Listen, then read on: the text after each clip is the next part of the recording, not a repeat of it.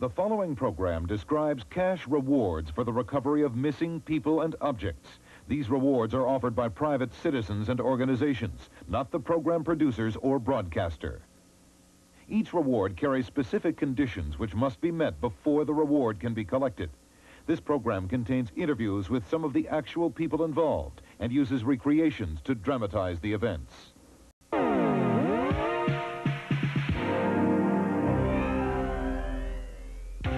A collector is combing the Arizona desert, searching for missing pieces of the famous Tucson meteorite. The idea of having a star, something that comes from outer space, to me has got to be one of the most exotic things you could possibly own. If it takes me my whole life, I'm going to get a piece of the Tucson meteorite. They'll pay you up to $100,000 if you find it first. A weekend party in Southern California ends in the death of a 21-year-old photographer. There was no reason. There was just unbelievable. Someone at the party knows what happened, but they're not talking. There's a $10,000 reward for the arrest and conviction of the Mission Viejo killer, and an incredible $2 million offer for your old decoys. Rewards totaling over $2 million are about to be offered on Missing Reward.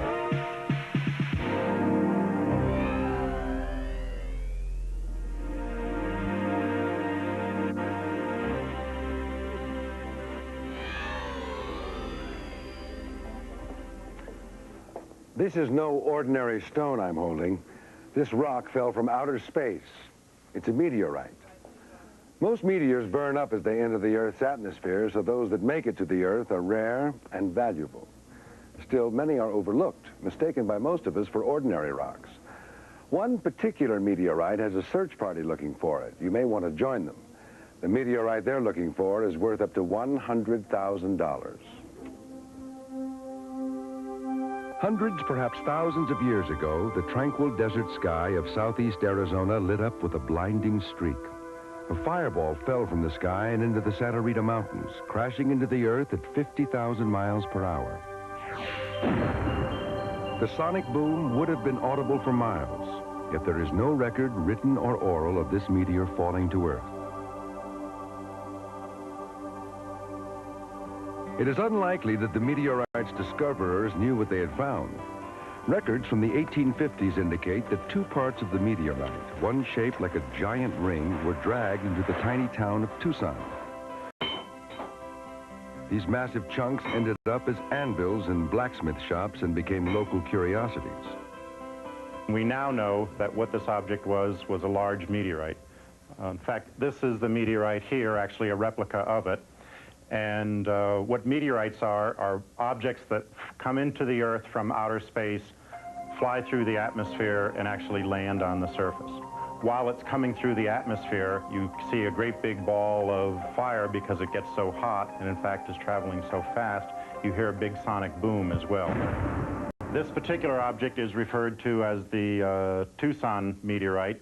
Right now, only two large pieces are known, and one presumes that there really are several more very large pieces out there someplace. And those pieces could be worth a fortune. In fact, some collectors have spent their lives searching for meteorites.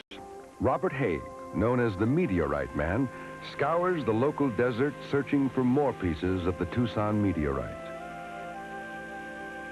You know, I grew up on a ranch in Arizona. The Tucson one has always been a legend to me because I remember going to the planetarium and looking at it on display, the replica there. And this treasure was found right in my own backyard, right here in these hills. It's all trapped in two specimens of the Smithsonian. But there must be tons and tons more in these mountains, because when they come down, they don't just come down in little pieces, they come down and blow up. The only clue to the origin of the Tucson meteorite is a reference in the early reports to Puerto de los Muchachos. 1854. According to this map, where it says meteoric iron, it's right over that hill, guys. It's coming, it's right there. The idea of having a star, something that comes from outer space, to me has got to be one of the most exotic things you could possibly own. Yeah, well, just this side of that mountain. Meteorites can be found anywhere. If you know what they look like, if you know how to recognize them, you could be out and you could find one. Small ones, big ones. They're all worth a lot of money, and they're valuable to science. I've been doing it almost 10 years. It's taken me all over the world. Japan, South America, Africa. I've had a really good time doing it. It's a big treasure hunt for me. This is where I keep my collection, boy. Ain't nobody gonna get these meteorites. I worked too hard for this. This is it. This is my collection. Represented here are basically all known types of meteorites. I got freshly fallen meteorites that just came out of the sky within the last year. I've got meteorites that landed on the Earth nearly 1 million years ago. But they're all still meteorites, and it's important that you know how to recognize them. One of the best ways and the simplest ways to recognize a meteorite is a magnet. Watch this. It just comes right into it. And now this is a stone meteorite. This is really one of the most common meteorites to fall out of the sky, but it's one of the most rare for people to find because they don't know about meteorites. You can see this got a black, burnt, melted skin. This just fell a few years ago. It's still got the melted crust on the outside. And the same meteorite, exactly 100 years later, it's rusting because they've got iron in it, and that's one way to tell a meteorite from an ordinary Earth rock. This is the pride of my collection. This one fell in Nigeria.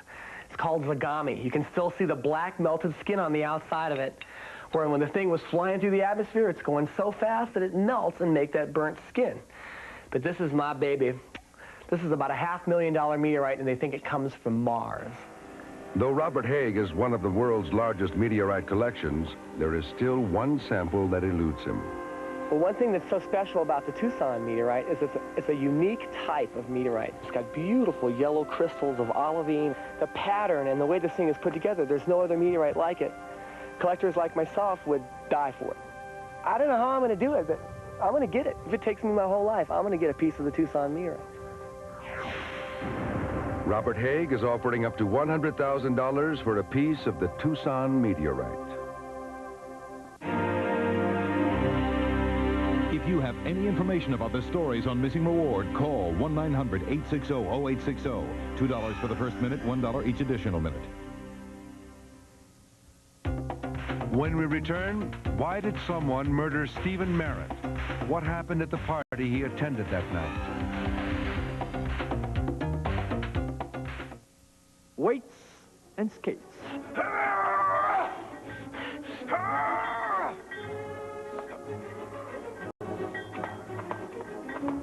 Some things were never meant to go together. Other things always were, like the tastes in Combo snacks. Only Combo fills crunchy pretzels with creamy, spicy nacho cheese. That's why Combo's is the one snack that's twice as good. Hey, Kenny, it's early. You ready to roll? Yeah. Coast, the scent opens your eyes. Coast, your spirits start to rise. Coast is the way to bring you back to life. Go ahead, it's about time, guys. Right. Coast, The eye-opener. brings you back to life. Pay for one weekend night at Holiday Inn. The second night's free. Details on special packages.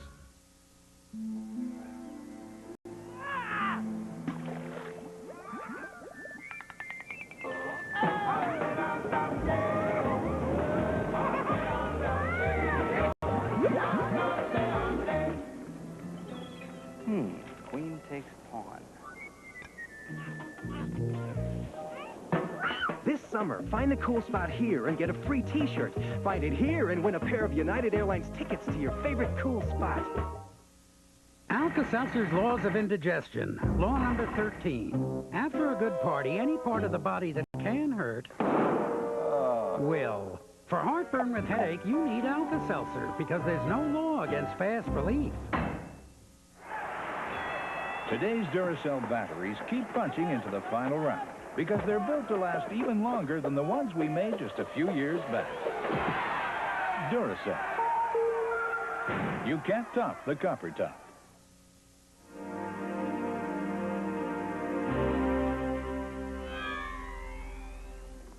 Steve Merritt was described by everyone who knew him as friendly, funny, and easygoing. When he was murdered, it just didn't make sense. Why would anyone want to kill him? Police have gathered information that points in one direction. A party Steve attended right before he died.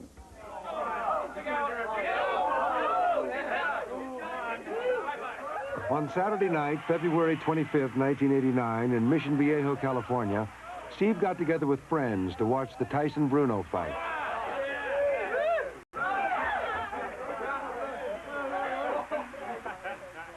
Steve was expecting his girlfriend Natalie to join them.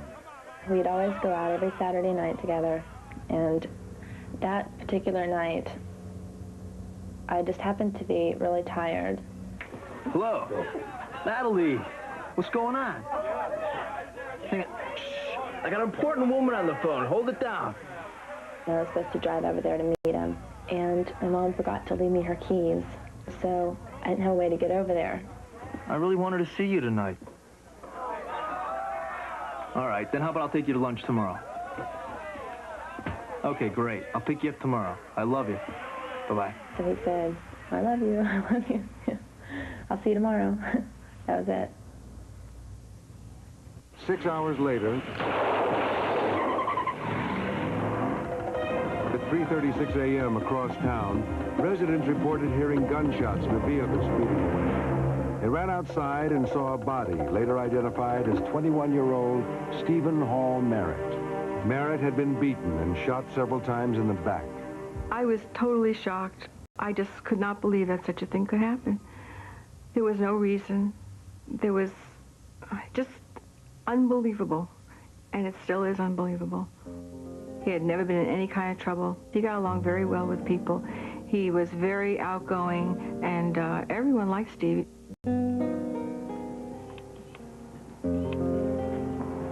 Steve's dream was to become a photographer. He'd recently quit his job in construction and was excited about pursuing photography full-time.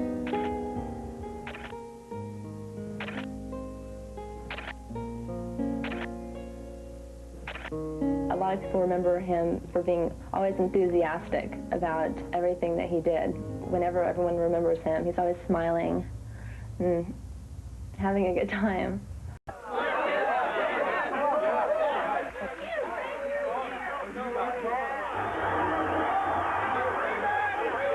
The Tyson fight lasted only 20 minutes. Steve and his friends wondered what to do next. Hey guys, what do you think about maybe checking out this international party? Why not? It's just right down the street on El Torino. We'll be there in 10 minutes. One of my friends who is friends with the instructor of the International Club at Saddleback College heard about this party they were having. And we decided we'd crash it, bring a keg, and meet different people.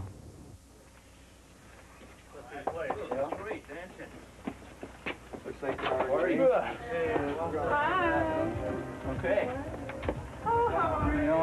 When he first got there, they weren't going to let him in because he wasn't part of the International Club. Party? Yeah, we're with them. This is international party. You guys never welcome here. Well, we're international. No, you're not international. Sure, no. We brought our own beer, man. Yeah, we won't even drink your beer. We got our own. Come on.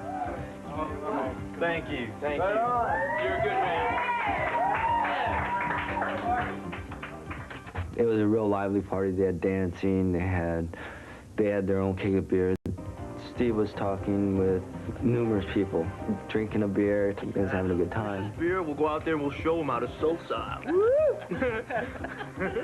When I left, the rest of my party that I came with decided to leave too, and that was about 12 o'clock. I told him I was leaving, and if he wanted to ride home, he told me no. Don't worry about it, man. Go for it. I'm cool. You sure? Hey, I'll get a ride. All right, buddy. Have fun. Be careful. See you guys later. Take care. Steve stayed at the party another 3 hours. He couldn't find a ride home, so at 3 a.m. he called his roommate, Dean. Dean was asleep, but his other roommate, Alan, answered the call. Hello? Alan. You think it'd be okay for you to come out and get me? Yeah, no problem. Oh, thanks, buddy. Hang on a second. I'll let you know where we're at, all right? Alan hadn't gone to the party, so he needed directions. He later recalled a male voice telling Steve the party's location. By El Retiro and Felipe. El Retiro and Felipe, you're sure? Yeah, I'm sure, yeah. Okay. Alan. Alan arrived at the corner 10 minutes later and waited another 20 minutes, but Steve never showed up. After waiting for 20 minutes, I kind of got restless there. I didn't know what to do at that point because he should have been at the corner. Alan left and went back home, while at the same time, 2 miles away,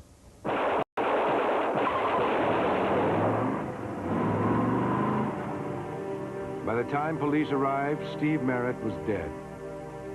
We learned that Steve Merritt had been at a party in Mission Viejo near where he was killed. And we went to that house and spoke to the residents there. And one of the people living there was a fellow named Mark Morales. Mark Morales was shown a picture of Steve Merritt. And we asked Mark if he recognized Steve as being at the party. And Mark didn't recognize Steve being at the party and said he didn't even know him. Morales insisted that about 15 friends were present when the party broke up.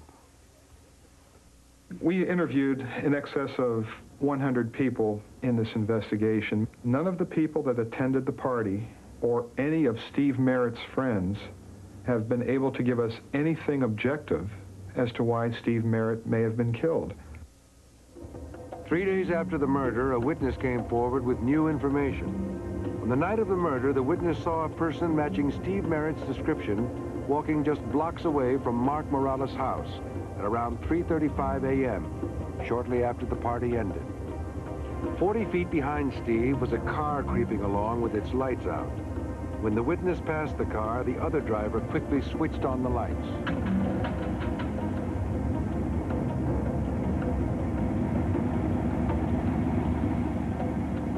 The witness thought this activity was suspicious and decided to circle the block.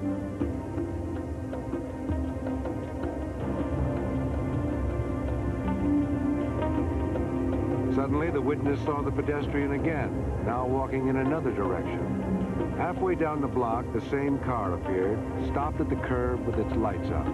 The witness described the car as a dark-colored American car and caught the last 3 letters of the license, NCK. The description matched that of the car owned by the host of the party, Mark Morales. Police knew that because the following evening, Morales reported his car stolen. It was a 1975 Chevy Chevelle, license number 967NCK. Then, a month after the murder, investigators made a startling connection. A fire report showed that Morales' car had been abandoned and set ablaze 1.5 hours before Morales had reported it stolen. The car was found in an area that stolen cars are frequently dumped after various pieces which are valuable are stolen. People steal seats out of them, radios, tires, engines. This car was burned, and none of those items of value were stolen out of the car. I believe that there were 2 or more people involved in Steve Merritt's death. There's a high likelihood that only one person pulled the trigger. That means there are at least one other person who would really be in danger if the killer thought the sheriff's department was getting closer to him. There's always that chance that whoever killed him would kill other people to cover his tracks. He's killed once. He could certainly kill again. Knowing that there's someone out there that killed him, and they're just walking around living their life, and they just left him laying dead in the middle of the street, you just cannot put that out of your mind. It's got to have some kind of a final thing to it. It's got to have some kind of an end.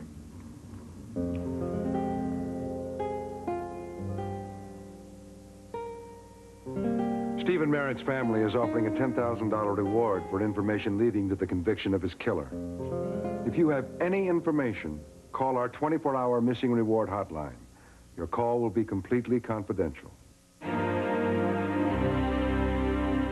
If you have any information about the stories on Missing Reward, call 1-900-860-0860. $2 for the first minute, $1 each additional minute.